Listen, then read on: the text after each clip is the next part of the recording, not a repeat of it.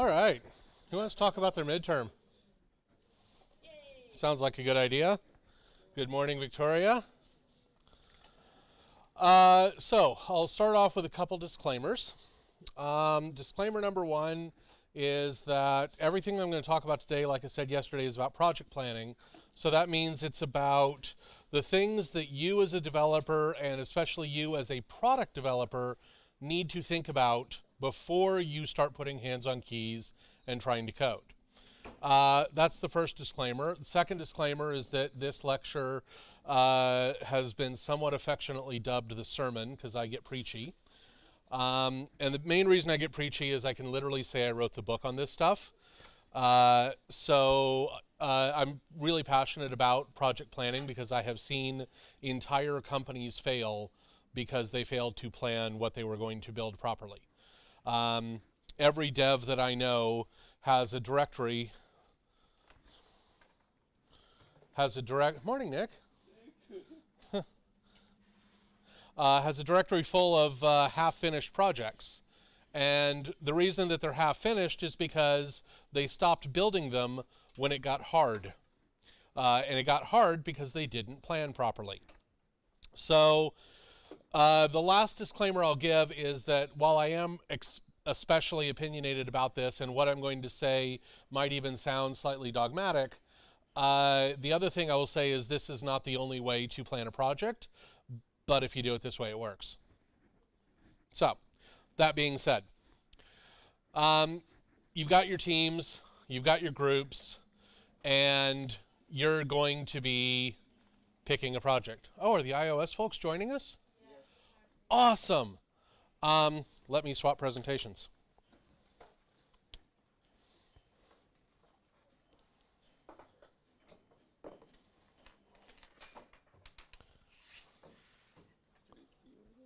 No. You guys are going to want to move over here so you can see, like, fill in space over here so you can see the TV.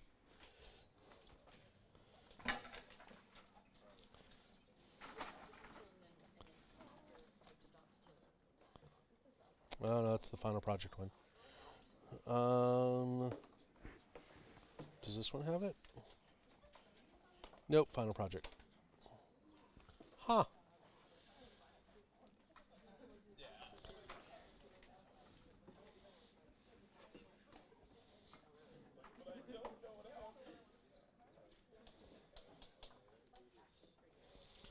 Okay, so iOS folks, I am going to briefly apologize because I don't know where my presentation went for midterm iOS stuff. That includes both JavaScript side and iOS side. So I will speak to this stuff as it comes up. There will be some things I will have to talk about for them that are web specific, but I will loop you guys in, I promise. You will not be forgotten. Okay. Really all you missed was my disclaimers at the beginning saying I'm really preachy about this. So, by the way, $10 if anybody wants one. I have copies. So you're going to start off and you're going to pick your project. And the reason I want to highlight this point, that I don't want to just gloss over it, is because of something you may remember that I said all the way back on day one. And if you don't, you'll hear me say it a half dozen more times anyway. Nobody hires you to code. When you graduate a boot camp, when you graduate a 4-year CS degree, when you have a master's degree, when you have a PhD, when you've been in the industry for 25 years, and you go for that next job, you are never at any point getting hired to code. And that's a misconception that a lot of people have. A lot of people think, oh, well, if I just get really good at coding, I'm guaranteed a job. Wrong. That's like saying that if I get really good at julienning carrots, I can become a chef. Well, I can chop really well. Why aren't you hiring me, right? People hire you to build and support products. That's our job. That's what you do. That's what someone is going to be willing to pay you money day over day, week over week to have you do.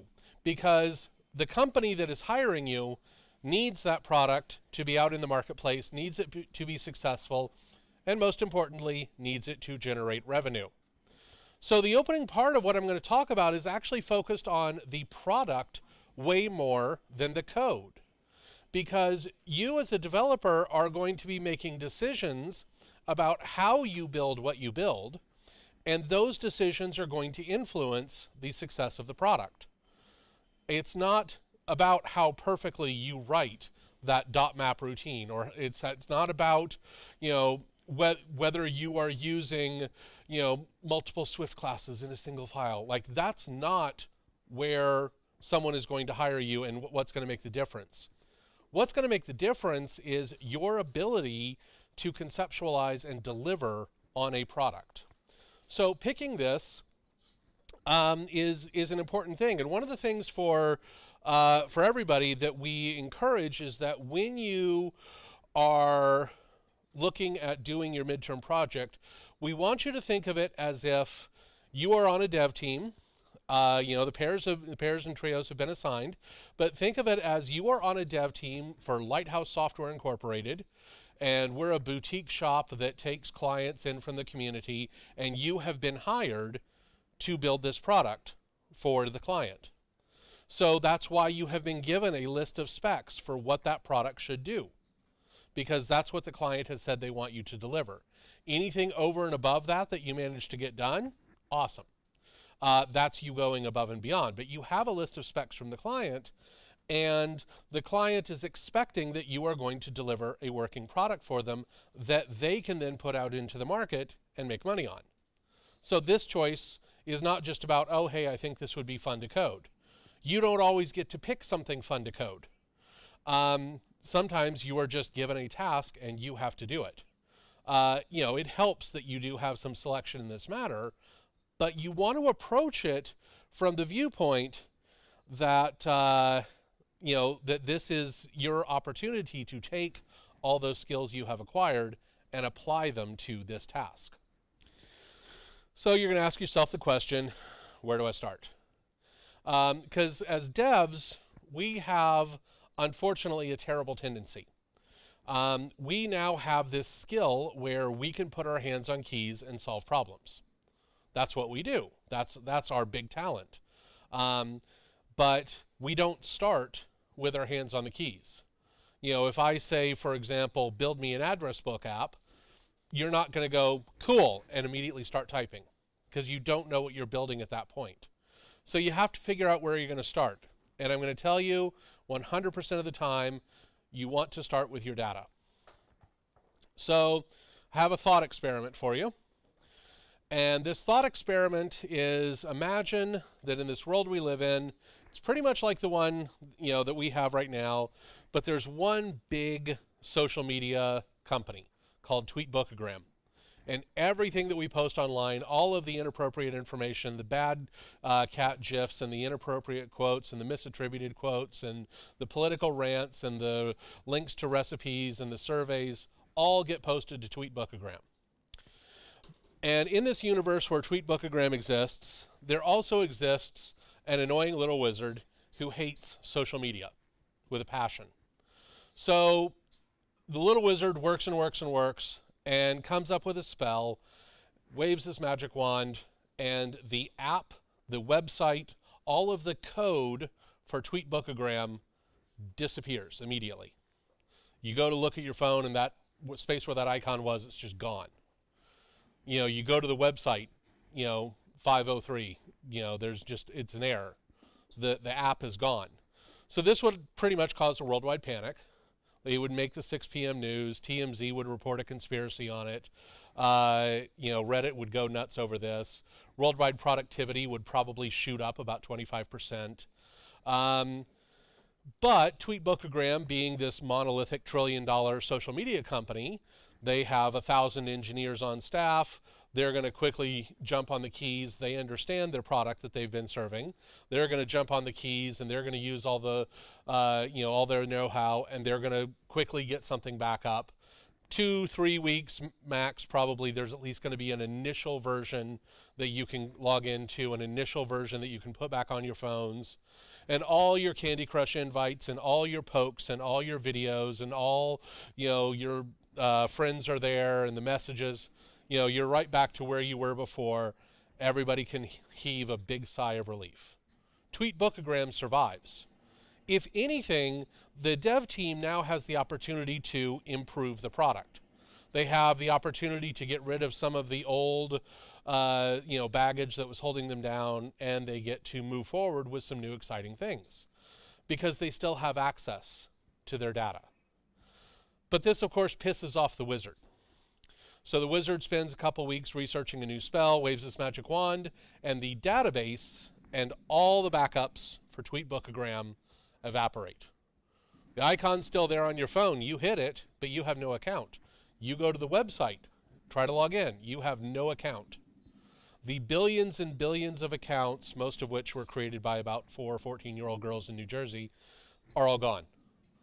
All the Candy Crush invites, gone. All of the pages that you liked and forgot about, all the crap that was on your news feed, all of the photos that your mom posted of her trip to, someplace, gone. Tweetbookagram, also gone. It's done. The data is the product. It's not the website, it's not the app, it's not the drop downs, it's not whether they had an autocomplete in the search bar. None of that is the product. What the product is, whether we're talking about social media, whether we're talking about Angry Birds, whether we are talking about QuickBooks Online or Microsoft Excel, the data is the product. Being able to give someone access to a particular set of data in every single case is what defines a product. It's usually a particular access. For example, Angry Birds, we're giving them the ability to slingshot, red, yellow, black, and blue birds across the screen. That's the access we're giving them. QuickBooks Online, well, that's a company being able to manage its finances. So your data is your product, and this is where you have to start because you've got 3 questions you need to ask. What is the data you can access or acquire? Where are you going to get your data from? Is it going to come from an API? If you're doing the smart to-do list, for example, are you pulling from Amazon? Are you pulling from Google? Are you pulling from Yelp? Are you pulling from IMDb? Where are you getting your data? Is it data that someone is going to physically type in? For example, the menu ordering one is a little bit of both. You need to know that some of your data is your menu that's in your database, and some of your data is people actually typing in what they, clicking on what they want to order. So you have to know where you're getting your data from first. Second thing you're going to want to know is, can you correlate that data to something else? Individual data points are not very interesting. If I tell you that it's 2 degrees outside, okay, great, that's an interesting fact. If I tell you that it's 2 degrees in Vancouver and minus 22 in Toronto, that's now a slightly more interesting fact because I've correlated it to something that allows me to comparison contrast. If I want to build an ice cream truck finder because I want to find where I can get an ice cream bar, knowing what I'm saying when I make that proclamation that this is what I'm going to build, what I'm saying is I want access to the data for where all the ice cream trucks are. And then what I want to be able to do is correlate ice cream trucks to my location. That's where that data becomes valuable. So the correlation is the valuable part of your data. And then how can I pivot that data to add value? How can I present this correlation in a way that someone is going to be able to get value from it? Well, if it's the ice cream truck finder, I'm going to put pins on a map.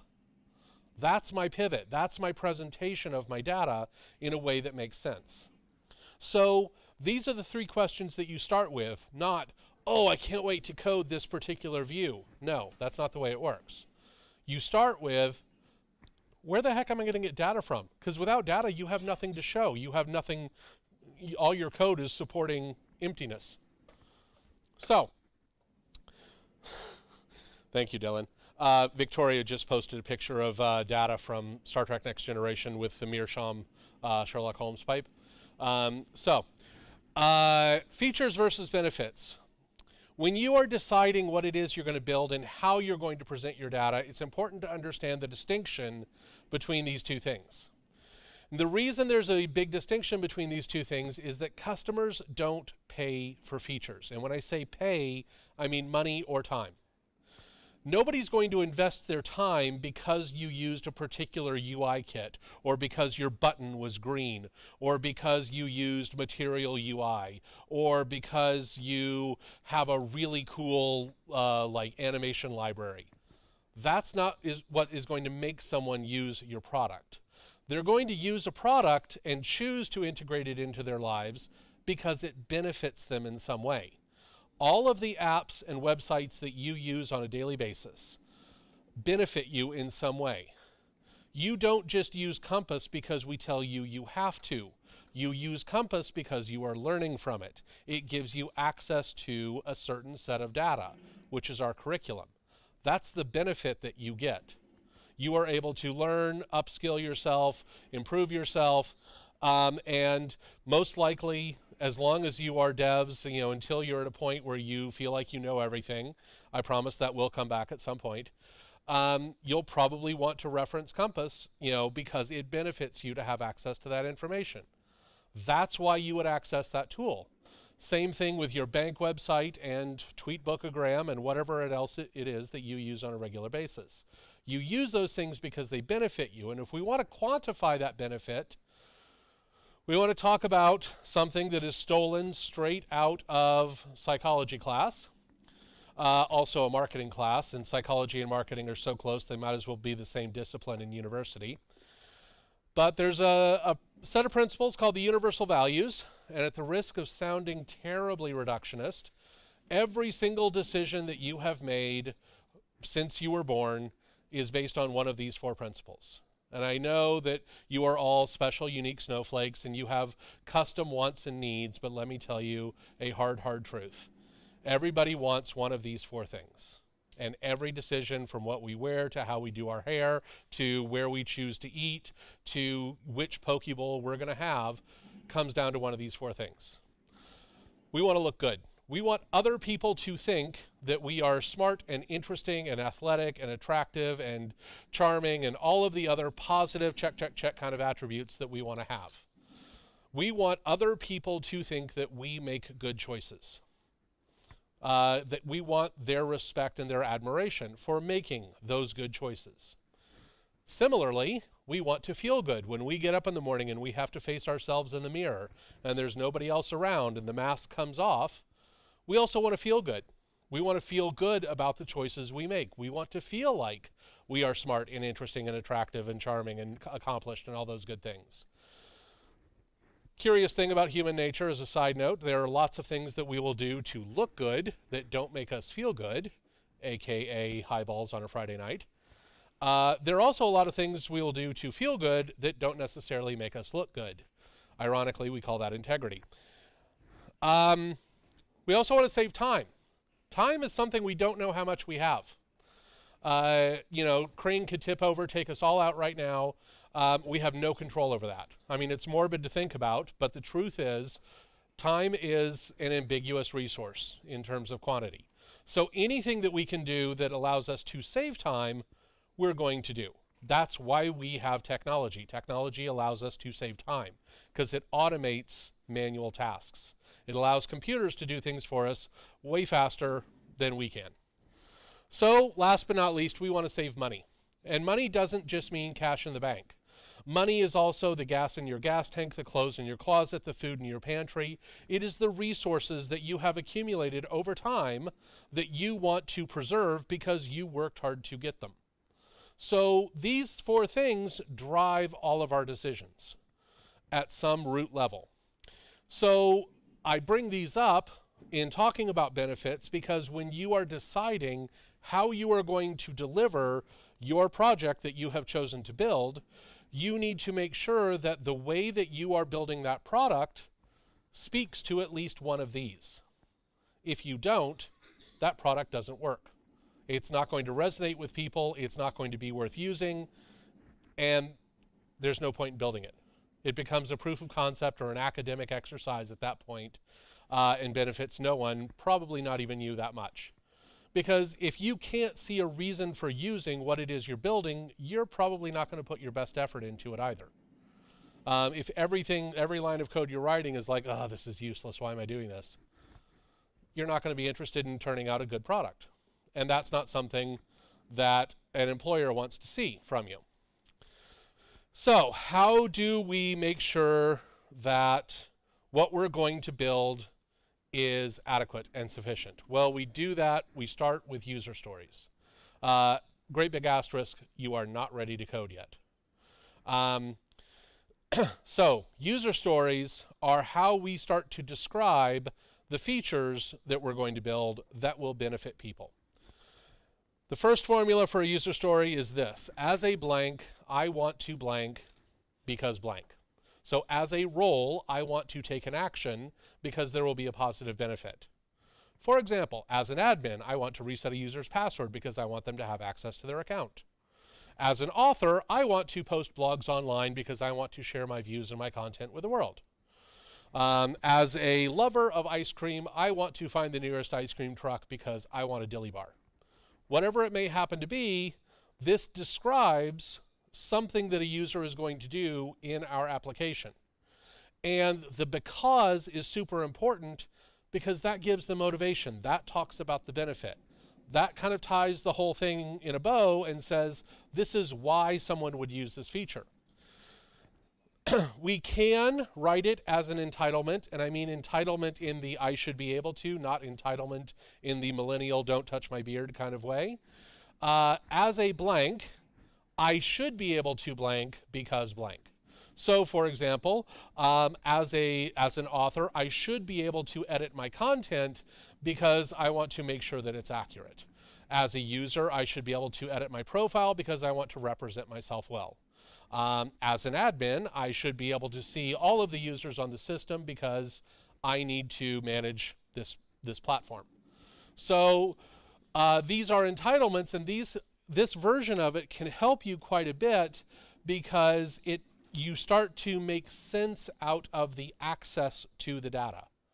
This describes access to data. So whether you are writing it as I want to or I should be able to, what you are talking about is the expectation that the user has a certain access to the data based on their role and that there is a positive benefit to doing it that way. So then we take a user story and we couple it with something called a user scenario that follows the formula given, when, then. So let's say that as an admin, I want to reset a user's password because I want them to have access to their account. Given that I'm on the user's profile, when I click the reset password, then they are emailed a link to reset their password. There, that describes that feature. The scenario is how I would use that feature. The user story tells me what the feature is and why I would use it. Scenario tells me how I would use it. So then we stick them together. So this screenshot comes from an article that I will send the link out. It's a framework that was proposed in November of 2014. And it kind of, I'll be honest, it kind of changed my world in terms of how I approached building out user stories and speccing out features for an app, because it now comprehensively covers what I need to know as a dev when I'm doing this. So it starts off with a title. By the way, this was posted on medium.com, so the user story is based on the idea of medium.com.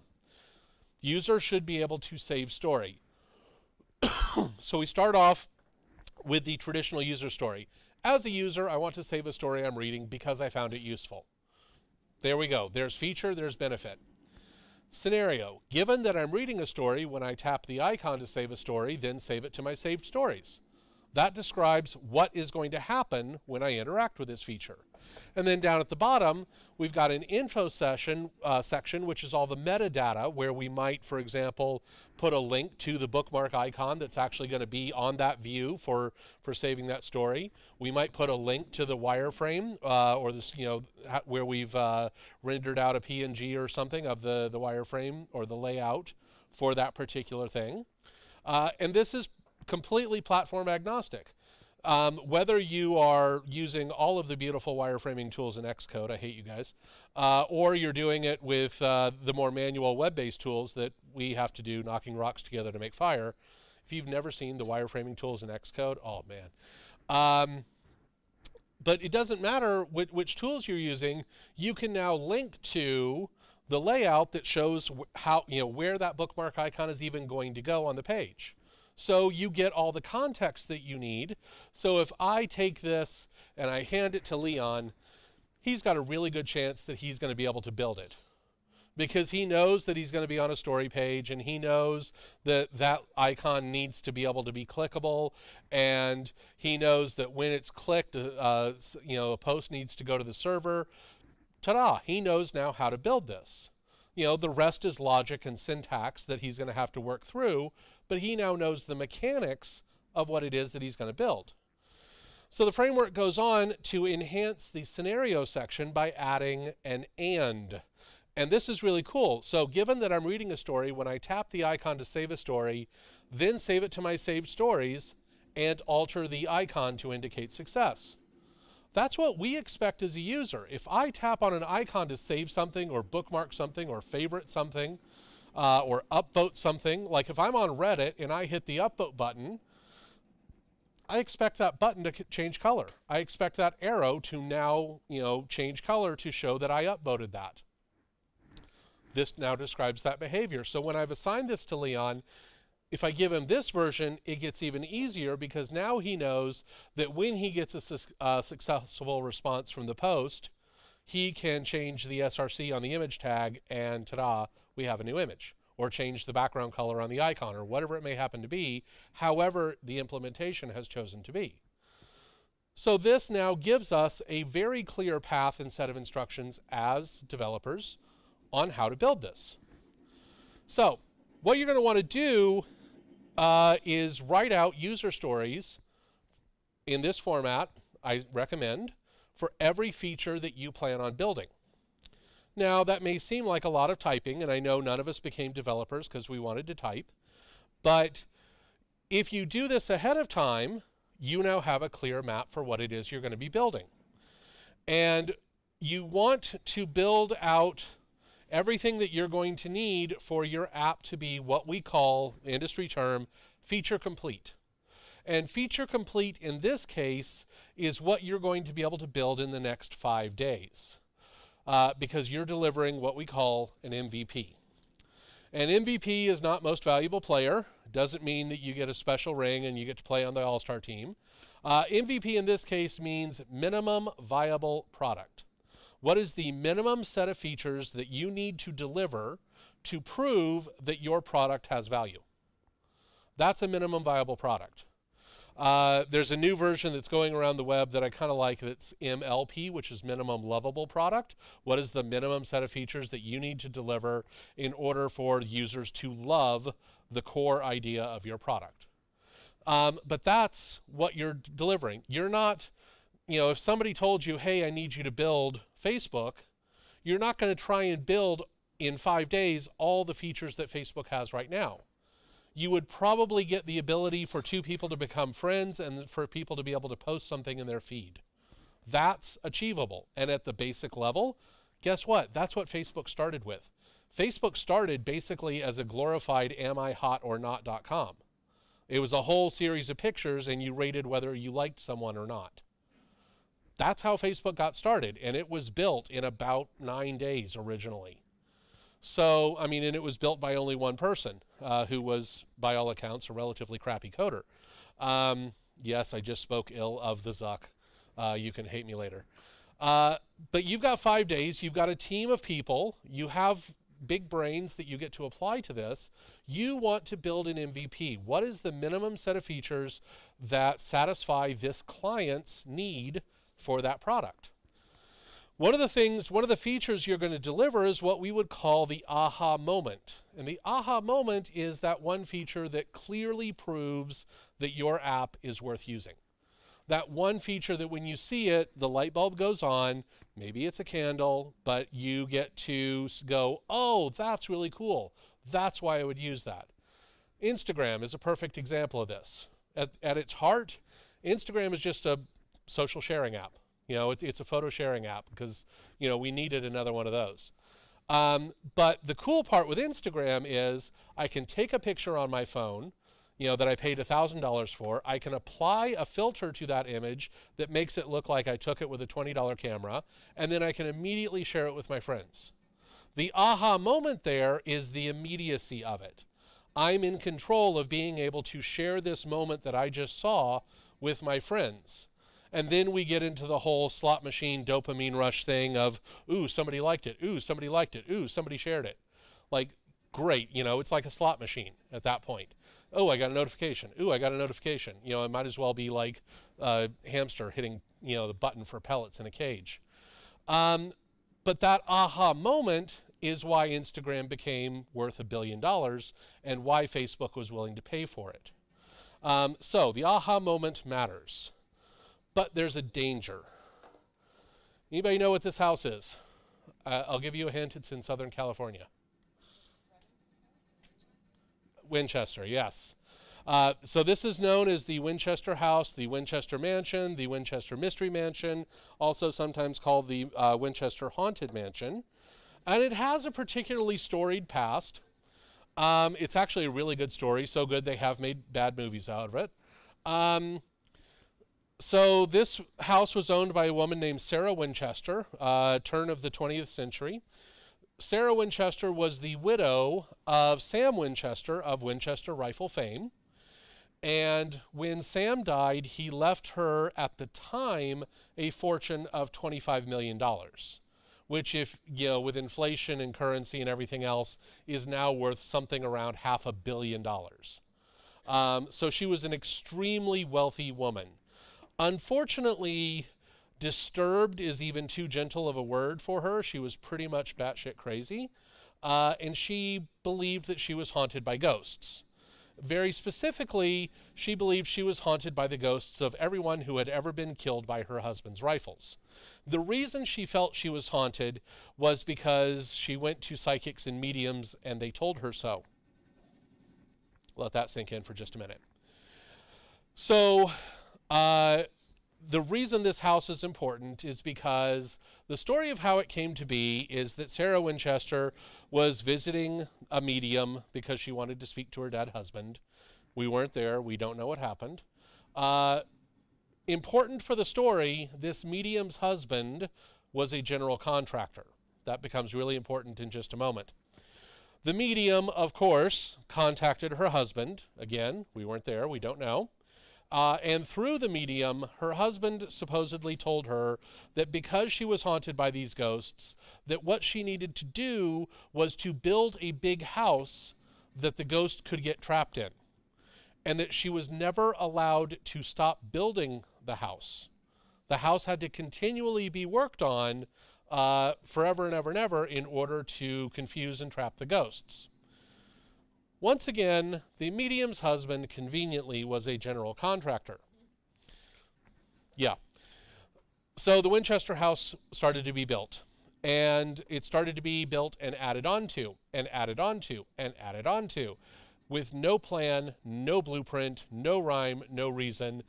There are stairways that go up into the ceiling. There are doors that open onto blank walls. There are windows that look like they should be outside windows, and you open them up and you're looking into the ballroom. There's an entire wing of the house that you can't get to from the main house. You can only crawl in through a window because there's no outside door for it either. It used to be 7 stories tall, but there was an earthquake in the 1920s. Man, pretty soon it's going to be hard to say that. In the 1920s, that leveled the top 3 stories. So it's only 4 stories now. It's only 100 rooms. Interestingly, there's about 40 bathrooms in the house, only one of which actually works. That was the one for Sarah. All of the other bathrooms don't work. They're decoys because she thought the ghosts were traveling through the pipes. And if you recently read the story about the Florida woman that got bit by the python in her toilet, you understand why she didn't want ghosts coming up the pipes. So the reason I bring this up is because we as devs love to build features. And if we don't have a plan for them, we end up building a Winchester mansion with no plan, with things just keep getting added on. In fact, one of the things that I love to say at this point is, wrong movie, Dylan. Wrong movie. Yes, I've seen that movie too, and I mean, admittedly, we weren't there, but there was an earthquake, and yeah. Dylan's asserting that it's a vengeful Civil War ghost because he saw the movie and it was right. Really terrible movie. Uh, the 5 most dangerous words in software development are "wouldn't it be cool if?" And when you start to brainstorm and you sit around a table with a group of people and you start coming up with ideas on what it is you want to put into your app, that question starts. And unfortunately, for HR reasons, they have told me that I am not allowed to buy you all the little sprayers from the dollar store that you would use to like mist plants, because I would want to be able to enable you as a team that when you're sitting around planning things, as soon as somebody says, "wouldn't it be cool if," you're able to just no. Because you have to stop that urge. The answer to that question is always yes. Yes, it would be cool with infinite time and infinite money and no deadlines and no need to pay rent. Yes, it would be super cool if we built that thing. And pretty soon we would have a crystal castle in the sky floating on a cloud with unicorns dancing from turret to turret, farting glitter, and it would be beautiful. Unfortunately, you only have 5 days. So don't find yourself in the position of building a Winchester mansion. Be really clear about the set of features you're going to deliver. Make sure that when you are defining what feature complete is and what MVP is for your product, it's actually something that you can build over the next 5 days. I will also tell you that you are going to sit here today and be overly optimistic about how much you're going to be able to accomplish. Oh yeah, we're totally going to have time for that because, I don't need to sleep or eat or bathe or any of those things. I've totally got time and I know everything I need to know to code all of those features. Yeah, it's going to be easy. You don't know what you don't know yet. There's going to be things you're going to run into, APIs that you haven't used, UI kits and libraries that you have never worked with before, documentation that you haven't read yet. Be conservative. It is way better to take a list of user stories that you have written and set a group of them aside as stretch goals. The "if we have time," that is your "wouldn't it be cool if." Wouldn't it be cool if we had the time to do this set of features? And then define what that core MVP set of features is. Be conservative about what you're going to deliver and make sure that you can, as a team, deliver that. One quick note here. If you're not going to demo it, there's no point in building it. This is not a startup competition. This is your midterm project, which means we want you to focus on the parts of the app that are related to the features the client, big finger quoting marks, wants. So you don't need to build a whole big landing page with an FAQ and about and a team page where you finally get the circles, looking just right for everybody's team image. It's not about that. You also, for example, don't need to build, controversy, sign up or login pages. Manually create users. We know that you can build a sign up or login page. That's not the challenge here. This is not something that's going to be released to the public. This is not your billion-dollar startup, and you don't need to spend the time doing that. Also, the other reason I say not to build login or sign-up pages is presentation.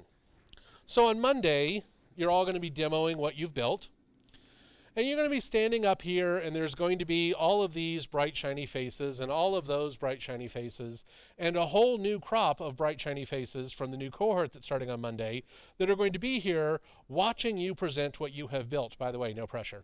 But let me tell you, the one time in your life that you're going to flub typing your name or test@test.com and test is when you are in front of a group of people. I mean, I've been doing this presentation thing for a while, and you still see me make typos up here. And I'm comfortable typing in front of a group of people. It's going to happen, and just quick show of hands, has anyone ever watched someone log into an app and just had your mind blown by the fluency and fluidity of their login prowess? No? Then save yourself that time. You're only going to have like about 5 to 7 minutes to present anyway. Do you really want to spend it, typing that out? Especially in JavaScript, and you guys will know how to do this better in your code than I will, but I can write this route, 4 lines of code, and I can now log into any user I want. By the way, if you ever do this in production, I reserve the right to go buy the squirt bottle and squirt you until the bottle is empty. Never, ever, ever do this in production. This is terrible. It's horrible. But for your midterm project, you can now log into a guest user to an admin user. If you're the restaurant app, you can do both the restaurant and the customer side with that and log yourself into whatever you want. Go into the command line and manually create your users in your database. That's all you need. We don't need to build a login page. Quite honestly, you don't even need passwords. I think one of the apps wants you to do a password, but fine. Build the password, but that doesn't mean that you have to build the whole login page around it. Let's talk about ERD, because you're still not ready to code. User stories is one of the most important things I think that everyone needs to be doing. In fact, it's the root of everything else you're going to do planning-wise. But your ERD, your data design, is equally important. Because if your data is your product and that's where you start with your planning, your entity relationships and the data diagram that you're going to use, those are super important. Because that is your initial schema. So if we're talking about relational data, I mean, you guys might be using objects, you might be using, storage, whatever, but you still need to design what it is you're going to store. Is your app going to have users? Great. What does a user have? Does a user have an ID? Do they have a username? Do they have an email address? Do they have a password? Do they have an admin flag? Are you going to track when they were created and updated? How are you going to profile the data model that is your user? And if we keep the medium example here, this is users and posts and comments, you also need to know the relationships between those two things. And this is going to be your initial schema. This is not, chiseled in stone, can never be changed, but it's your starting point. And you want to have this starting point because this way all of your other planning can be based on, hey, do I actually have access to the data I need to be able to build that feature? And if the answer is no, it's way better to figure that out now before you start putting hands on keys and coding than Sunday morning, for example, when you're like, oh shit. Like, that's not the point where you want to realize that you're missing an entire table. That's not the point where you want to think, oh, I need this field, but it's got to be in this funky format. How am I going to do that? If you plan that ahead of time, then you've got a clear, happy path to building that all out. So this will change. Like I said, it will evolve, and it's one thing for it to evolve organically because you had a good starting place and you're like, you know what, actually I need a default value for that so that every time it gets created, this starts off as false or this starts off as 12 or whatever that is, instead of, like I said, getting to Sunday afternoon or Sunday night and suddenly going, hey, how do we keep track of admins? Like, that's not the conversation you want to have with yourself. One of the things I encourage is whether you are using objects, whether you are using tables, whether you are using MongoDB in collections, your groupings, your resources are nouns. They are the nouns in the sentences that we use when we are talking about the application. Guess where you get the nouns from? User stories. As a user, noun. I want to save a story, noun, that I'm reading because I found it useful. Given that I'm reading a story, same noun. When I tap the icon to save a story, still same noun. Then save it to my saved stories, new noun. So I now know that I need a users table. I now know that I need a stories table. I know that I need a saved stories table, and that saved stories is actually a join between users and stories. Hey, buddy. She agrees. So that's just off of one user story. There's 3 data models that I know that I need to make now. Let's say I have a set of like 20, 25 user stories, and I went through all my user stories, and I took a piece of paper or a whiteboard, and I collated out all of the nouns, major nouns that I have talked about in my application. I now have a list of all of my main data models. And I can start to map out, oh, well, what does a user need? I can figure that out pretty quickly. Even if it's just the initial version, what does a story need? Where a story needs a title, story needs an author. Well, that's a user. Okay, great. So I'm going to have a user ID that points to my users. Story needs a body. Story, maybe it needs like the date it was published. Okay, that makes sense. Great. I now have 4 fields that I can start off with on my stories and be able to move forward. I might add things later on, but I at least have those fields that I can start with. So, tech choices. The tech choices, now that you have this list of features, now you want to start making the tech choices that support the features that you're planning to build. And you should be making tech choices that are going to be for the good of those features, not just because you want to play with toys. One of the ones, this is less relevant for iOS, but it does apply to web. One of the decisions you want to make very, very early on is, are you going to deploy your app? For web, we've got 2 options, localhost 3000 or Heroku. You guys are just probably going to be on an emulator.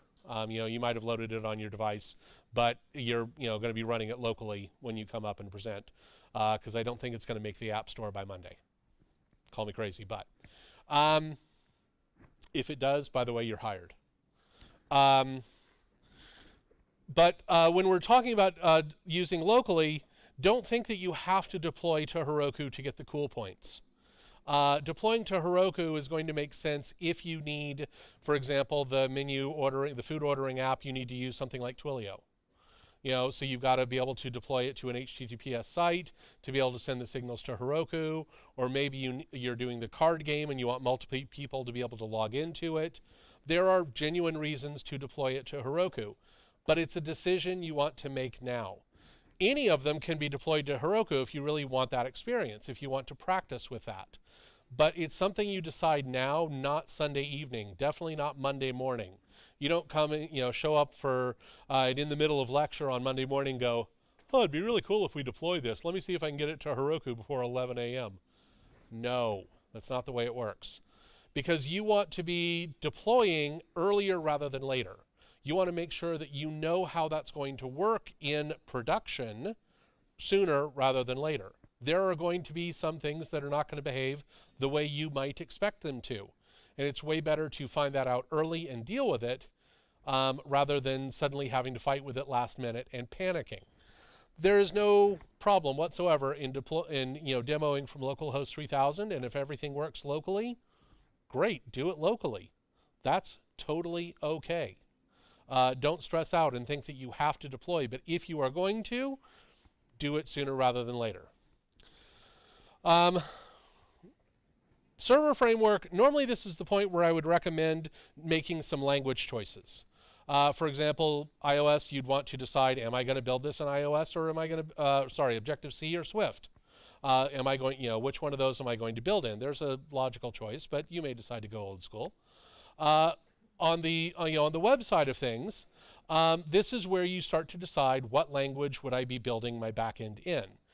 For your midterms, this one's easy. You're using Node, you're using Express, you're using Connects. Like, that's what you're going to be using. So some of the tech choices are pretty easy for you to decide on right now.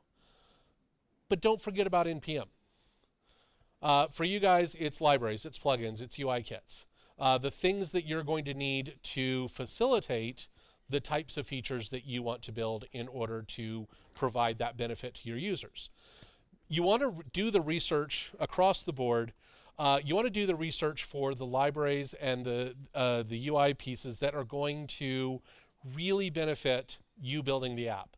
Unfortunately, you can't just Lego together an app and go, oh yeah, I built a midterm, I'm totally done. It doesn't work that way. You're still going to have to work for it, but you can go and do some research.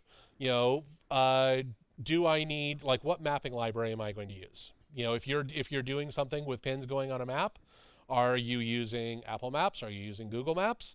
Are you using Google Maps? Are you using OpenStreetMap? That's something that you need to decide sooner rather than later. You only have 5 days.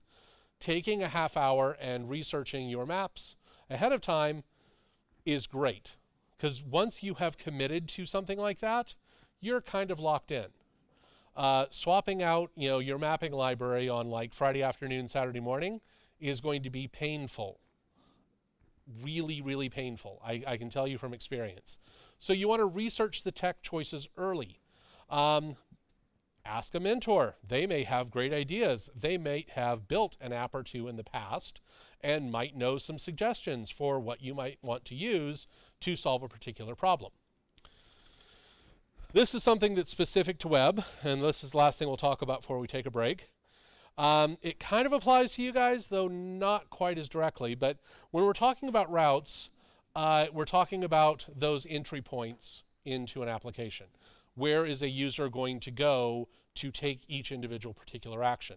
You guys have the benefit that once they are in the app experience, you're able to just kind of take them from view to view. We actually have individual URLs that are going to get sent to. You're definitely still not ready to code, but you want to plan your routes. For the web side, there's a couple of points you really want to consider. What HTTP verbs are you going to be using? Are you going to be using them the right way? Are you going to be just doing everything as get and post? Are you going to bring in method override and use put, patch, and delete because you want to have that experience of working with the verbs authentically? Are you going to have params in your URLs? :ID in your routes. You should if you are using RESTful conventions. And think about it this way. If tables are nouns, routes are the verbs.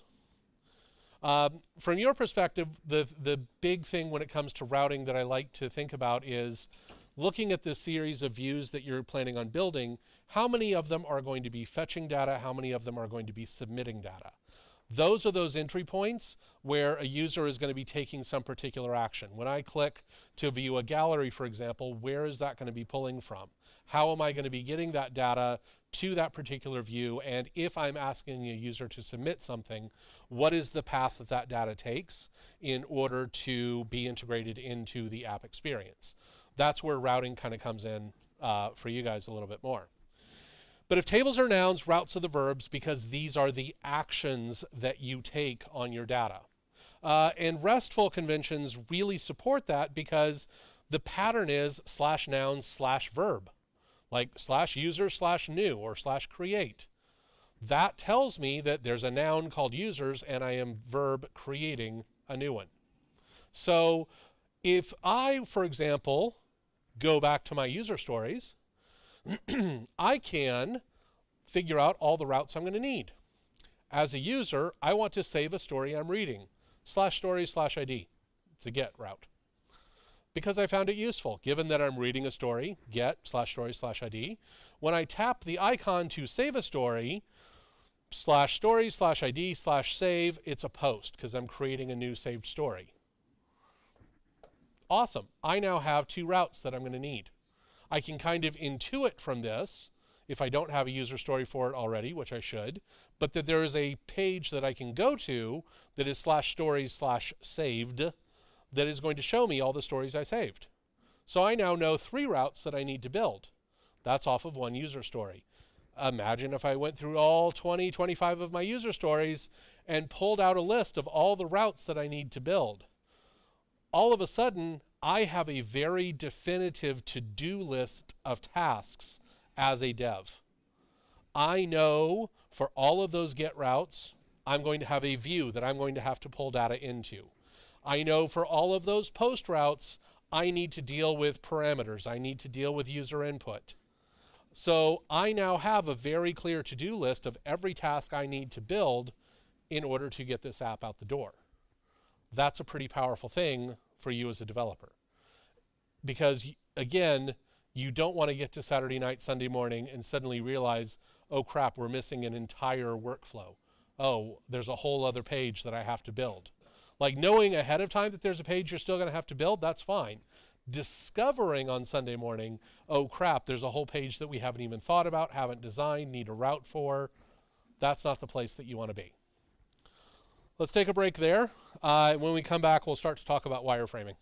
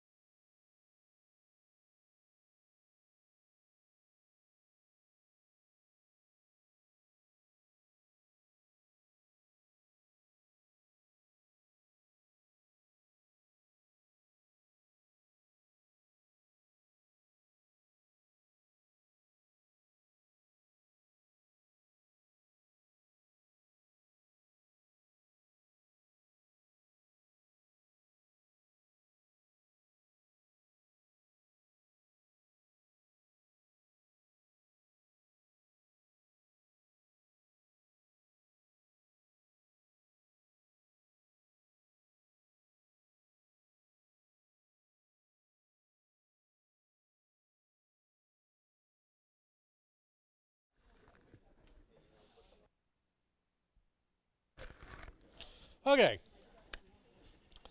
So we've talked about user stories, we've talked about ERD, we've talked about making good tech choices.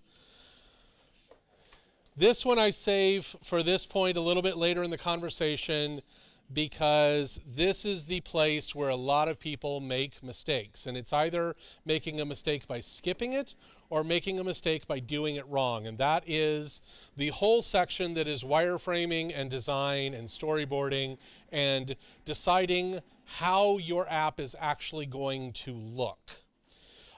You're not ready to code. So wireframing, if you've never done it before, brief introduction. This is a wireframe. It is an outline of the layout for your app. And it doesn't matter whether it's on mobile, doesn't matter whether it's on web, doesn't matter whether it's on an embedded device in a kiosk in the mall. What matters is that you are laying out your data hierarchy. You are laying out where the interactions are going to be for the user. You are also documenting, based on the data that you are planning to collect and based on the data you are planning to display, which by the way are two different sets of data, where that data is going to be presented. So this is a very minimal wireframe, but it allows me to tell a story that demonstrates the mistake a lot of people make with wireframing. So about 100 million years ago, when Lighthouse was over in Launch Academy in Gastown, we had a company that worked out of Launch Academy that wanted to hire one of our juniors to build their MVP. Big job for a fresh junior developer, new grad out of boot camp. So the deal was that they would hire the junior, but I would basically consult as the senior dev to make sure that they were going the right direction. So they've been working for about 2 weeks, and I'd been meeting with the dev pretty much every day, having a check-in, make sure they knew what they were doing, that they had, directions. And I wasn't hearing anything negative from the dev, but I get an email from the founder, and she's like, hey, we need to talk. I've got some concerns. Sure, no problem, book a time. And she comes in, and she's obviously very distressed. And she's telling me things like, hey, I think I hired the wrong person. They're going too slow. They keep building the wrong thing. They keep having to rebuild stuff. I don't know if this is going to get done on time. I don't know if this is going to get done at all. And one of the things she kept repeating is they keep having to rebuild stuff. And I'm like, that's really weird. So I asked some damage control questions, things like, well, are you checking in with them? Are you having morning stand up? And I knew that was happening. Like I knew from the dev that he was checking in with her every morning, setting out what the day's schedule was, what tasks were going to get done. And I'm like, is he showing you his work? Is he explained to you what the process is? You do understand that when you first start building, there's a lot of scaffolding and infrastructure that has to be done. So you don't always immediately see results. And she's like, yep, all that's good. And she repeated again, he keeps having to rebuild stuff. It's not what I wanted. So I'm like, aha, my little flag went up in my head, and I'm like, do you have wireframes? She's like, yeah, I have wireframes. Have you given the wireframes to the dev? Yep, I've made sure he has all of them. Cool, can I see them? Yeah. So she brings out her laptop, loads up her wireframes, and her app was for staffing film and TV sets here in town. And so she basically would have like a project page like this, where there would be a big splash image for whatever show or movie that you were working on. The title would be the title of the job and then a brief description of the job. And so I'm going through it and I'm reading it and I'm like, okay, yep, this image makes sense. Big hero image at the top. That's a standard kind of design pattern that we use. Everybody from Airbnb to Tinder to Pinterest does this kind of layout. And all the text, I totally get it. We need to describe the project. That stuff needs to be there for people to understand what their interaction is going to be. And we get down here to this box called notifications. You know that record sound, the scratch record sound that they use in TVs and movies? Yeah, that basically happened in my head. And I look at her and in my most helpful, open voice say, hey, what goes in this box? And I don't know if it was the day or her mood, but her response was, notifications. Okay.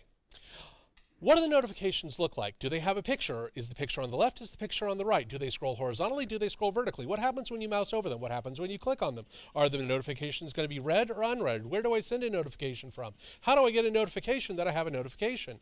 How are all of those notifications going to fit in this small box? How do I interact with them?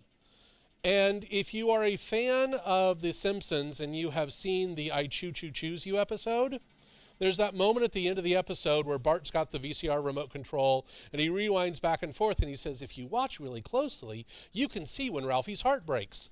Well, I actually got to see that happen in real life and it was kind of cool. Not just because I was right, which by the way is always cool, but it's because I got someone to the point where they had that realization of everything I'm complaining about is my fault.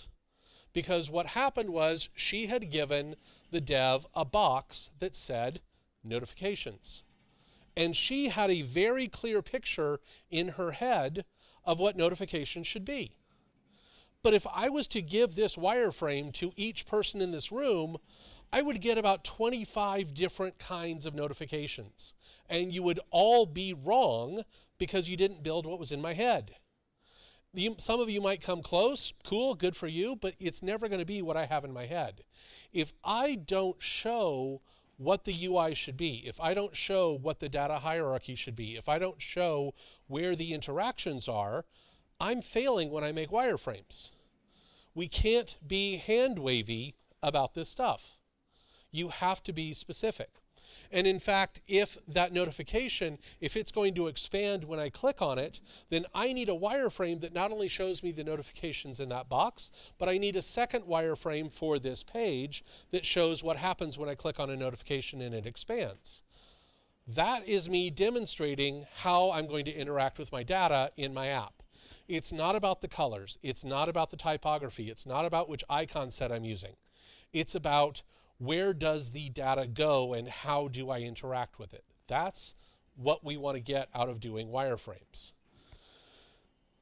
The other thing that tends to happen with wireframes is that we as humans absolutely hate white space. And I'm not saying that to be racist. I mean space on the page where things aren't taken up. This is an example of what not to do. This is an example of a wireframe where the designer decided to fill up every single possible available pixel with some kind of tool to interact with. I mean, we've got breadcrumbs and images and buttons and videos and sign up things and star ratings and social sharing and a gallery. We've got every possible interaction we can have in here and absolutely no comfort whatsoever in consuming this content. This makes me anxious looking at something like this. Don't do this. Just because you can fill up a space doesn't mean you should fill up a space. If we look at this wireframe, it's simple. If I didn't like having white space on the side, I stretch the image over, I make the text wider, maybe I give some actual room for notifications. Maybe I turn that sidebar into where my notifications go so that they're actually accessible. I can use the space better with the data I have rather than getting to this point and suddenly having a wouldn't it be cool if moment. Just because I can see space and can imagine something that should go there, this is not the time to invent features. This is in fact one of the worst times to invent features. Now that being said, if you get to a point where you're doing a wireframe and you realize, holy crap, I've planned this whole section in my database and I don't have any place to show it. Way better to figure that out now than when you've built several pages out and you're trying to then figure out how to shoehorn something extra in. Way better to figure this out now. Pardon me. So wireframing then brings us to storyboarding. And storyboarding is the art of telling a story in a chronological format. If you have ever read Dilbert, you have seen a storyboard. That is a 3-panel storyboard. It is 3 scenes in a story, and the goal of the author, in this case Scott Adams, is to tell the story between those 3 panels. Well, this applies to apps, this applies to mobile, this applies to web as well. Storyboarding is the order in which we take a user through our application. If I was a movie director, a TV show, if I was planning a stage play, if I was writing a comic, I would lay out my story this way. I would have snapshots. I would have little vignettes, moments in time of my story, and then my job is to make sure that they occur in the right order and that I curate the path from one moment in time to the next. It is far easier to do this at the point where you are just dealing with wireframes, unless you're in Xcode, than it is when you have linked a bunch of pages together. I mean, they literally get to right-click and drag a blue line and they're done. So I can do this with my wireframes. There's a whole bunch of free wireframing tools out there. I will send you links to them. You can also do this with your user stories. And so when you're figuring out your user workflow, that happy path that moves people from one place to another, guess where you get that path from? Your user stories. So given that I'm reading a story, well, okay, how did I get there? I probably got there from the home page. So home page has to come before users should be able to save a story. And then the list of my saved stories is going to come after I've actually read a story and probably saved them. So that helps me inform what my navigation is going to be. That helps me inform how I'm going to link pages together. That helps me inform the path that my users should be consuming my data in. And I can treat these like post-it notes. I mean, literally, you see post-it notes over there on the window that are tracking out the path an app should go in. Like, that's what that is over on the window. In fact, they get extra points for doing that. If I had virtual cookies, I would leave them a stack. Then the last piece of this puzzle, when we're talking about the visuals, is the design. You're still not ready to code. So the design matters. The colors matter. There's a reason social media sites are blue. There's a reason financial sites are green. The food sites are red or yellow. Like, there's a reason that we choose certain colors. The fonts matter. There's a reason Times New Roman looks ugly on digital devices. There's a reason it looks way better on paper. We change most things to something like Arial or Georgia or Garamond or something like that so that it's a sans serif font. All of those things really do matter. So the design matters. But, great big however, literally it's a great big however, we're training you to be devs, not designers. This should not be where you get stuck over the next 5 days. Sorry. No worries. No playtime during my lecture. Right? Okay, let's go. So there are tons of resources out there. Dribble, Folio Focus, Smashing Magazine, Behance. Go look at design sites. Go look at other sites like the one that you are planning to build. Go look at other apps similar to what you are planning to build. If they're free, great, download them and install them, or sign up for a free account. Go inside the app and actually look at what it looks like. How have they solved the design problems that you're fighting with? I'm going to promise you from the bottom of my heart, there are no copyright police that are going to kick in those blue doors and go, you made an app that looks like ours. You're going to jail. Doesn't exist. Not going to happen. There's a reason that this is every website ever that you go and you see. This is a design pattern. It's not copyrighted. It's not trademarked. You're not going to get in trouble if you use this and it kind of looks like the Lighthouse Labs webpage. By the way, if you go look at the Lighthouse Labs webpage, it's pretty much exactly this. But you have a header bar with some navigation and the logo in the top left. Then you have a great big hero image that's probably a video that plays. And over that video, there's a button that's a call to action that wants you to do something. And then some statement that's an ideal about how unique we are. It might as well just say special snowflake. And then under that is going to be a horizontal bar that's going to be 100% width, that's going to be some contrasting color like bright orange, with a quote in it or a testimonial in it. And then underneath that, for some reason, there's always 3 columns about features. These are the things we do, and they're going to have an icon at the top of them. And then underneath that, there'll probably be another colored bar with another quote or testimonial in it, or a series of icons of who uses that product. And then there's a footer bar at the bottom that contains all the social media and the contact us link. Every frickin' website ever. And nobody is kicking down doors going, well, you're not allowed to use that layout because we did it first. 90% of the web is plagiarized. 90% of apps are based on another app that was built. The design innovation is out there and it does happen, but no one is expecting that of you. If you happen to be good at design, if you happen to be aesthetically minded, very visually oriented, awesome. Your team will love having your input. If not, go rip off somebody else's design, because it's okay. It's expected, in fact. You know, if TD Bank is going to redesign their website, I can guarantee you that the team that's redesigning that website, the very first thing they're going to do is they're going to go open an account at BMO, at Scotiabank, at CIBC, at Coast Capital, at every other bank that they can find, and they're going to log in and see how those sites are set up. Because that's going to set a standard for what users are expecting. That gives them a baseline, and then they may try and improve things above that.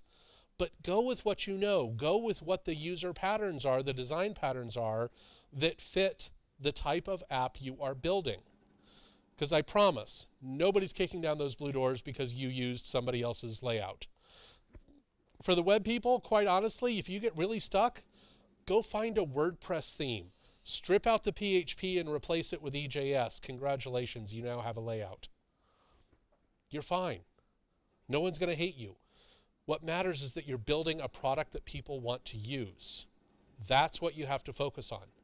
This is not where you should be getting stuck. You don't know what color to pick? There are sites out there with entire color palette generators. Keep clicking refresh until you find one you like, and ta-da, you now have 3 or 4 hex codes to use in your app. You're good. You don't know which UI kit to find? Literally, find a list of them, scroll, click. What's the worst that's going to happen? You don't like the buttons? Great, it's your midterm. Build better ones for your final. Like, what matters is that you're building a good product. That's what you want to focus on.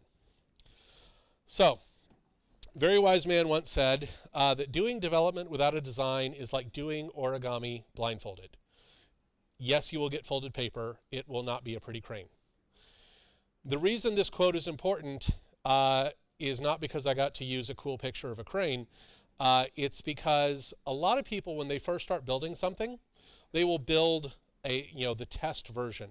Oh, I'm just building this to test my data. No, you're actually spending a lot of time building something that you're just going to have to tear apart and rebuild later. That is wasted time. So when you're going to build once.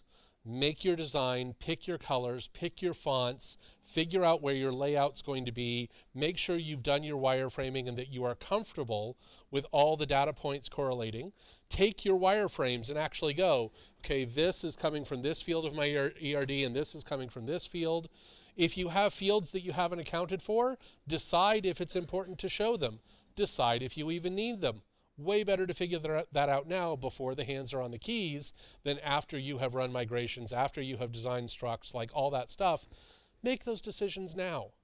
And if you have magically invented something in your wireframe that doesn't exist in your ERD, ask yourself, do I really need this?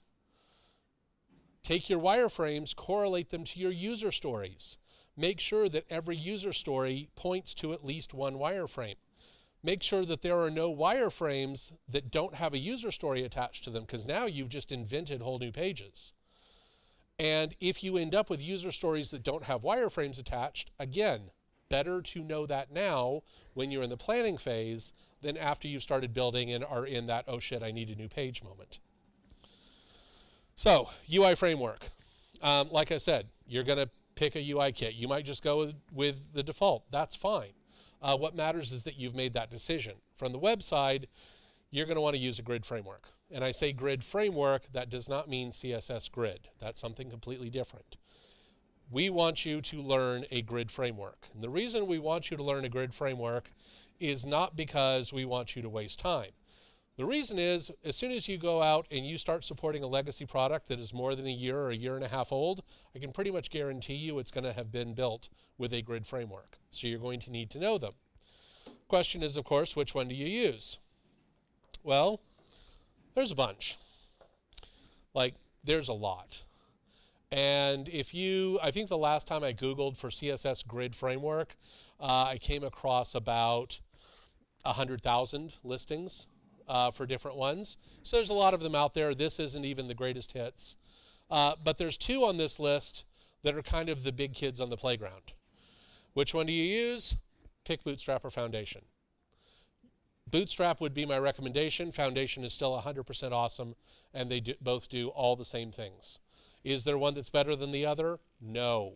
And if you read a blog post that says otherwise, they're lying. Shmoo. Why do you choose Bootstrap over Foundation? It's more industry accepted. It's more prevalent, like in terms of market share. It basically, because Twitter was the one that built it, people adopted it more.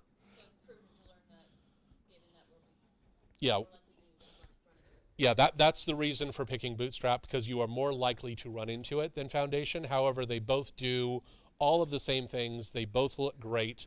They both give you the ability to produce great sites, but it's Coke versus Pepsi. Yeah, Bootstrap is Coke, Foundation's Pepsi in this case. And now I have to talk about Git. You remember Git? We talked about Git before. We talked about Git yesterday, in fact. Hopefully you've all done the Git collaboration exercise. If you haven't, guess what your first task is? So, on day one, we talk about why version control is important. And we talk about what the proper workflow is, why you don't code on master, things like that.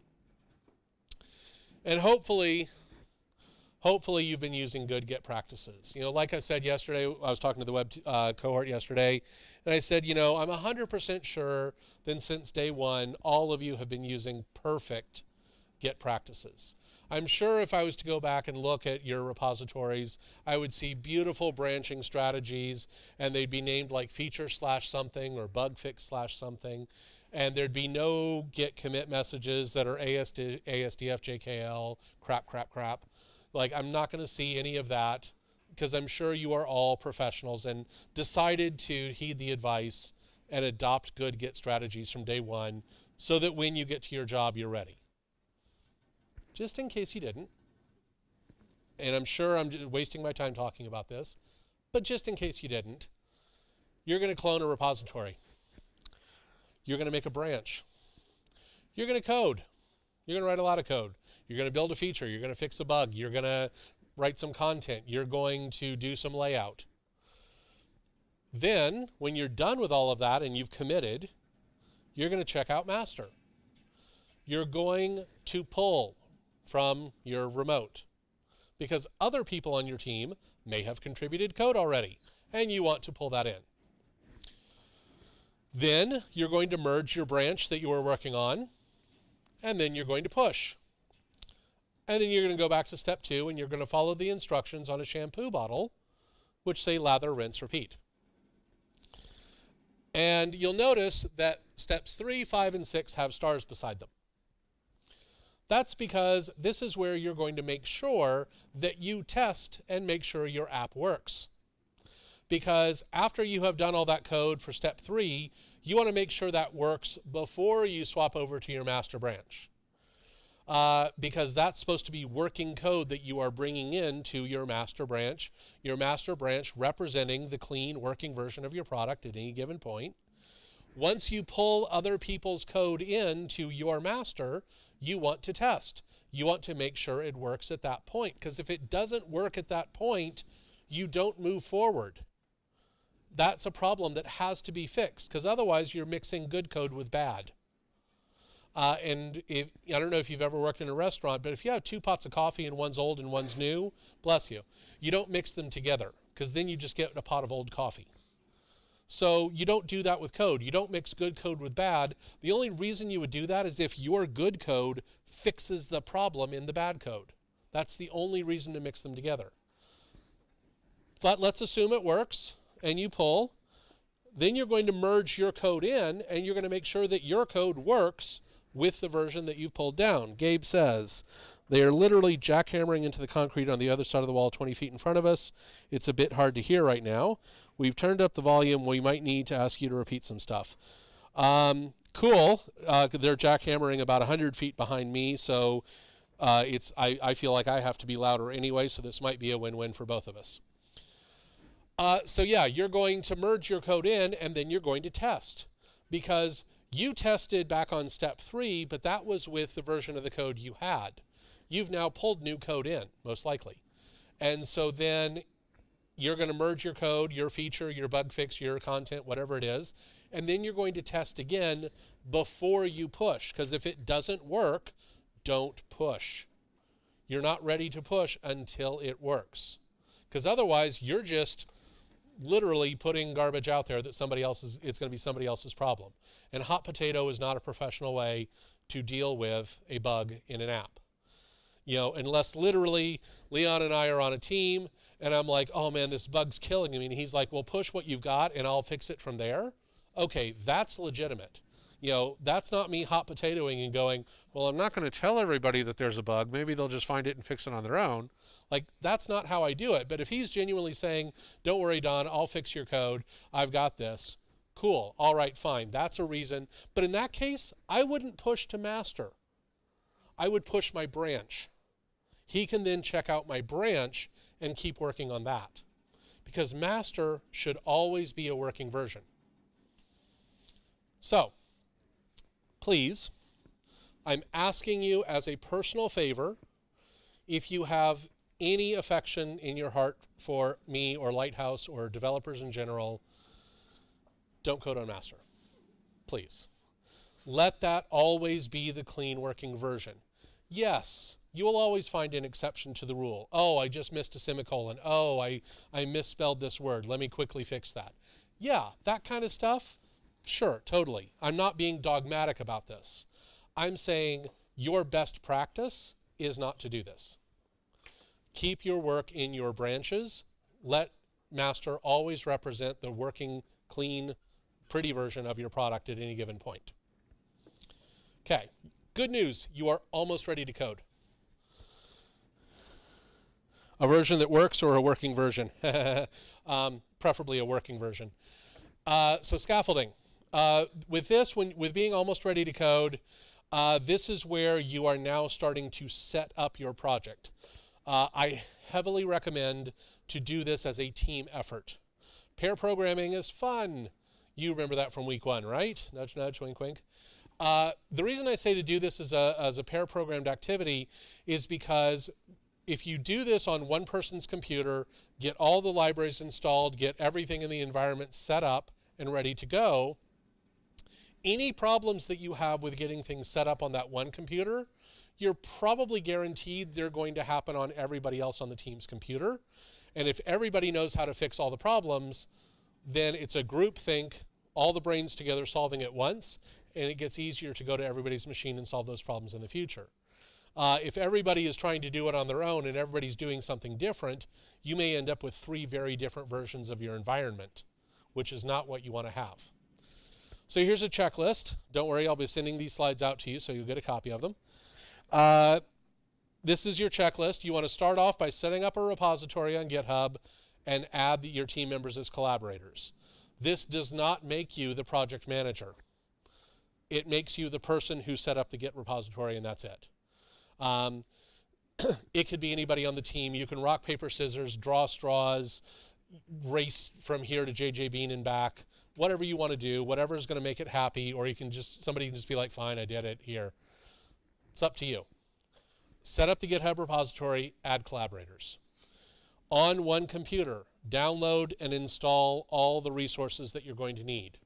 All the NPM modules, all the UI kits, all the libraries, all the plugins, whatever you're going to be adding in, jQuery, whatever other UI stuff, Bootstrap Foundation, anything that you're going to be adding in, get it added into your project. Please note for the web people, in the midterm project description, there's one that is, I think it's the second one, which is about creating the repo. We have already provided a skeleton app for Express for you. You don't have to build that from scratch.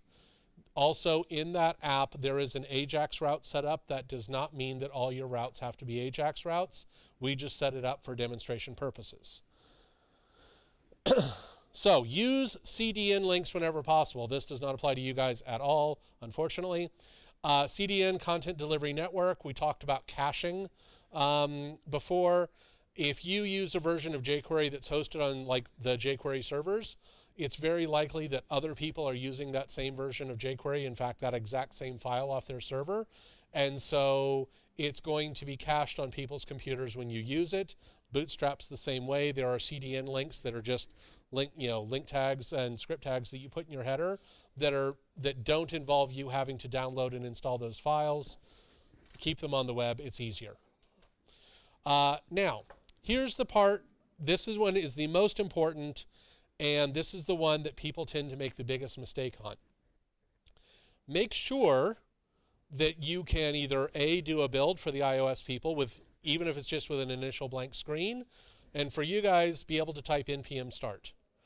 Your app has to be able to load once you have done the initial install of all the resources. If it can't do that at that point, you are not ready to start coding. You need to get to the point where you have that initial kind of hello world screen to be able to start with. Otherwise, you don't have a clean dev environment to start with. Once you are at that point where you can do that initial load or that initial build, again, even if it is just to a blank screen, you want it to build without errors. You want it to run without errors. Then take what you have built and push that up to GitHub so the rest of the team can clone.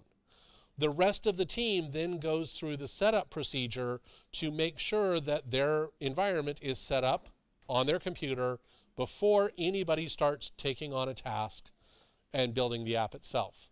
Once everybody is set up and good to go and everybody can type npm start or everybody can do a build, then it's time to go. That's when you then decide on the team's responsibilities. You're practically ready to code. Your fingers are hovering over the keyboard, itching to get started, but you need to decide who's going to work on what. And I would love to tell you, I would in fact dream about being able to stand up here and tell you that I have the perfect silver bullet recipe for how to divide up tasks. There isn't one. It doesn't exist because every team on every project is different. Even if you have the same people doing generally the same tasks, every project's going to be a little bit different. The lines are going to get blurred. You can divide things up by front end and back end, or who's doing the APIs or who's doing the database. You can have each person on the team take a whole feature and build that out on their own. You can genuinely pair program everything, and you are not losing time if you do that, because two people will code faster on one task than one person will code on one task if you're doing pair programming right. One person might be in charge of curating all the data and migrating that. One person on the website might decide if you're going to make it responsive or not. They may be handling all the responsive layout stuff. You guys are trapped in a screen, sorry. One person may be taking over all the deployment stuff. Ultimately, you're going to decide whatever works for your team, but here is where I want to give you a really huge piece of advice. I can put money on the fact that everyone in this room is coming into the midterm project with at least some small voice in the back of your head that says, I'm not ready to build this. I am a liability to my team. They're going to find out I'm an idiot. Why am I doing this? Why did I spend all this money? I could be working at Starbucks right now. That voice is legitimate because you're nervous. It's not legitimate because you're not an idiot. You are now at a point where you have accumulated all of the basic fundamental knowledge you need to be able to put the pieces together and build full applications. Front end, back end, data structures, network requests, all that basic stuff. You are now at a point in either program where you are ready to do that. And each and every person in this room is going to have certain pieces of those fundamentals that they're comfortable with, and certain pieces that you think that you couldn't code your way out of a wet bag. And that's fine. You get 5 days to focus on doing things that you're not comfortable doing. Awesome. Think about where you were 5 days ago. what you did and did not know about coding 5 days ago. You guys didn't know SQL at all. Sadly, I have no idea what you guys have learned in the 5 days, but I'm sure it was incredibly enlightening. I don't have the iOS curriculum memorized. I probably should. But 5 days ago, there's a whole set of skills you didn't have. But you've learned them since then. So think about what you're going to be able to do between today, Wednesday, and next Monday. You're going to be able to build skills. You're going to be able to get better at things. Now is the time when you get to be an adult and be a professional and sit across the table from your teammates and say, you know what? I'm really uncomfortable with UI stuff. Let me own that piece of it. Let me design the layout. Let me decide how the buttons are going to work. Let me do the interactions. I really need to get better at that. I may ask for help, but I want to own that piece because I need to get better at that. You have the opportunity to own your chance to take responsibility for some part of this app and, metaphorically carry that ball down the field. And that's a great way to improve whatever skills you're not feeling comfortable about. You may be like, hey, guess what? I suck at everything, but I'm going to do my best to get better. Cool. That's fair. You've only been doing it for 3.5 weeks. You're not supposed to be perfect. Don't put that burden on yourself. Lean on your teammates for support. Just because somebody's good at something does not mean that they have to own that part of the app. Somebody being good at something means they are the best resource to ask what's the best way to do it. And then you get to learn from that. Take the opportunity to invest the time in building those skills. You took the opportunity to take boot camp so that you could build those skills. And you came in with the assumption that in 10 weeks you were going to get everything you need. Well, guess what? You've now got 5 days to focus on the parts you're not comfortable with yet. Take it. Congratulations. You are ready to code. Yay! Now that you have a clear path, now that you know how to build what it is you're going to build, and most likely will only have to build it once because you have done all the planning, now you can sit down, put the hands on keys, and follow the plan that you and your team have set out. To be really clear, if you don't start coding before tomorrow afternoon because you've spent an entire day planning, you are not behind. You have not lost time. You have not wasted time. What you have done is made sure that for the next 4 days after that, everything you do is following a clearly laid out path that is well planned and the tragedies have been accounted for. That doesn't mean you're behind. Don't think that you have to be done with all the planning by 1 o'clock this afternoon, and if you don't, you're screwed. No. 5 days is a short amount of time, but you have time to build this. If you don't plan well, and you get into the middle of the weekend and suddenly you're like, oh crap, we should have listened to Don, I am going to have a happy little moment of glee. Not because you're suffering, but because I stood here and told you, do the planning and it will save you grief later. So some tips when you get to the front end. Unfortunately, if I had the other deck, this would be way more relevant for you guys. Start with static pages first. And by static page, I literally mean build index.html in Sublime or VS Code. It has nothing to do with AJS, nothing to do with Express, nothing to do with the database. It is literally just the HTML and CSS at that point. Get your layout to work in a static page first. If it doesn't work there, it's not going to work when you put it in Express. Decide on what you're going to name your classes and your IDs. For you guys, make good decisions about what you're naming your controls. The button is great for the first 2 or 3, but it stops being useful after that. Button that does thing, also not the greatest choice. Especially because you're working on it as a team, and because as you're going through and you're doing the wireframing, you're getting to name your controls ahead of time. You get to pick really good naming schemes for representing what those interactions mean in the context of your app, and I encourage you to invest time in doing that. For you guys, classes and IDs. We've talked about it with CSS, we've talked about it with jQuery. The classes and the IDs should represent what that element means on the page. Class and ID are attributes that have to do with context. They are not about appearance. So focus on that. in both cases, use placeholder images, use placeholder lorem ipsum text. When I send out notes, I'm going to send out a whole collection of generators for like places to get placeholder images and lorem ipsum generators. If you've never been to meettheipsums.com, I will go ahead and tell you it's not entirely safe for work, but it's funny as hell because there's about 50 or 60 different ipsum generators on there. Everything from Bacon ipsum to Samuel L. Jackson ipsum. You can imagine that most of what's in the Samuel L. Jackson ipsum, it focuses around one word. And then here is the one that applies to both sides, and it is where, again, we as humans have a bias. We have a confirmation bias in that we only like to see the things that we build work well. We don't like to break them. That makes us feel bad. Universal values again. Deliberately use bad sizes of data. You put in an image that's too big and see how your app deals with it. Put in too little and too much text. See how your app deals with it. Because if you don't account for those things ahead of time, when either a user is there typing something in or you're pulling in data from somewhere external like an API and you can't guarantee the length and the format of it or the size of the image, your app could totally break right in the middle of a demo because you decide to do something unscripted. But if you have made the accommodations for that early, your app just handles it.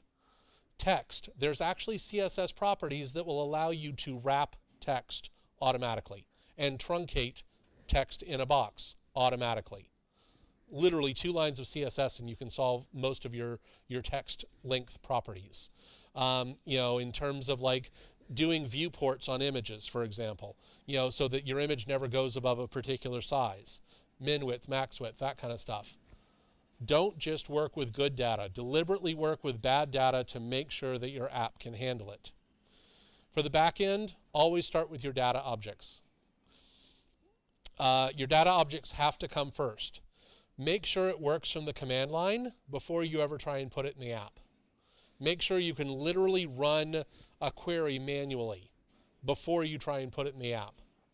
That's what your command line is for. That's why you don't need to build a test version to test your data. If you want to test your data, use the command line. That's what it's there for. And for 3.5 weeks, we've been telling you to code atomically. Modularize. Break things down into small functions that are units of work. Just because you're building a little bit bigger app now that involves more people and more complexity does not mean you suddenly have a license to write crappy code. Use the habits that you have hopefully been building to save you grief in what you're going to be doing. Last but not least, communication. This is the make or break point for every midterm project. Every midterm project that we have seen go off the rails 100% of the time is because of communication. How did I get into your head, Josh? Well, I mean, my powers are largely ceremonial, but occasionally they are useful. So there's a lot of communication tools you have access to. Slack is an obvious choice because you're already in a Slack group. Make a private channel, you know, or a private group, or make a channel for your project. Add everybody in the team into it. Great, you now have a way to communicate in real time. Don't care if you use Slack, don't care if you use Telegram, WhatsApp, Hangouts, Skype, Signal. I seriously don't care what you use. Pick one. What matters is that you are communicating as a team. Ghosting over the weekend, not acceptable. If you have plans to go hang out on Kitts Beach this weekend, great, fantastic. Tell your team so there's a clear expectation. You have a concert you're going to go to, you plan on sleeping in on Sunday morning until like 11 o'clock. You're going to be offline while you're down in the laundry room actually doing your laundry for the first time in a month. Whatever it may happen to be, tell your team. Your team should know when they can expect work from you. Obviously, for the purposes of your midterm, sit with your team. I see that seats have already kind of shuffled around a bit. That's awesome. Sit with your team. Yeah, sometimes you're going to want to go work on the couch. Sometimes you're going to want to huddle in the corner and really focus on something. But you should be sitting with your team so that you can be in communication with your team. I seriously don't care what you use to communicate. What matters is that you are communicating as professionals and as adults. Use Trello. Use a project management tool. Trello's easy because it's free. If you don't know how to use Trello, please grab me at some point today. I will give you a 10-minute intro to Trello. It is dead easy. The idea is that you have columns that is, like to do, doing, and done, for example, and you put the tasks in there. Each task is a card. Remember I talked about having that list of routes? Imagine if each route got a card in the to-do column, and then as you went to build that, you dragged it over to doing, and you assigned it to yourself. So then anybody coming and looking at this tool in a glance can tell the status of the app's build and who's responsible for what and what has been done and what's being worked on in half a second. Trello is fantastic and it's free, and you can put stickers on things. So why wouldn't you want to use it? But yeah, if you want to see more about how to use it, I've got a meeting after this, but I'll be happy to loop back around with people afterwards and do a quick demo for Trello. This is one of your communication tools. Not using this is going to cause you to be disorganized and lose track of who is working on what. Also, I can guarantee you when you go work for a company, they're going to use a project management tool. It might be Trello, it might be Asana, it might be Pivotal Tracker, it might be Checkerboard, it might be Jira, it might be a whole bunch of other things. Doesn't matter which one you use. Pick one. Trello's free, good recommendation, and is kind of an industry standard. That's it for me talking about the things that I believe that you should be doing before you approach building your app. And they're all focused on getting you ready so that when you are coding, you only have to build it once. That's an ideal. And so like I said, I'm super opinionated, but also happy to take questions.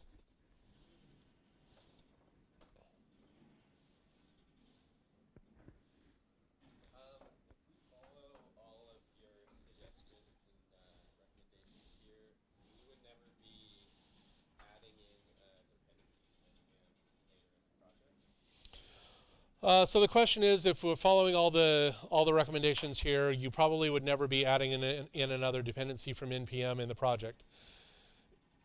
Typically, it's rare to have to do so if you've done the research and the planning ahead of time. Where you might find yourself doing that is, let's say as a team, you've decided that you're going to use some mapping library. Let's say you decided to use OpenStreetMap. And you run into a thing where maybe OpenStreetMap doesn't give you exactly the view or projection that you want. You're trying to make it happen. You've read all the documentation. The code's just not doing what you want it to do. And a mentor comes over and they're like, oh, if you use this other plugin, this other NPM module, then it will change OpenStreetMap so you can do what you want. That's not a case where you failed in your research or your planning. It's a case where you didn't realize there was this add-on that was necessary to get that feature you wanted. That's a really common case where, yeah, you're going to add something in, and then it doesn't change what your planning was. It doesn't change what your outline was for how you were going to build your app. It just makes it easier at that point.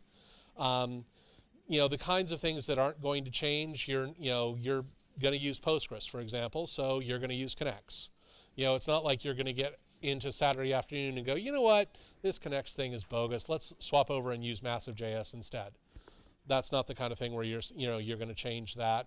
Once you get Bootstrap in there, it's not like you're going to change to Foundation by, please don't do that. Like, you will hate yourself if you do that. There's so much pain in changing the UI library after you've started using it. So yeah, most of the time, if you're adding an NPM after the fact, like while you're in the build, it's to add that last piece of functionality that you need, or you realize that you've just reinvented the wheel, for some function or some algorithm that you're building, and if you put this NPM and run this one method, it's done, right? That kind of stuff, you're not changing your plan or your outcome, you're just simplifying the process. So that's the kind of cases where you'll see an NPM dependency come in during a build. Yep. Other questions?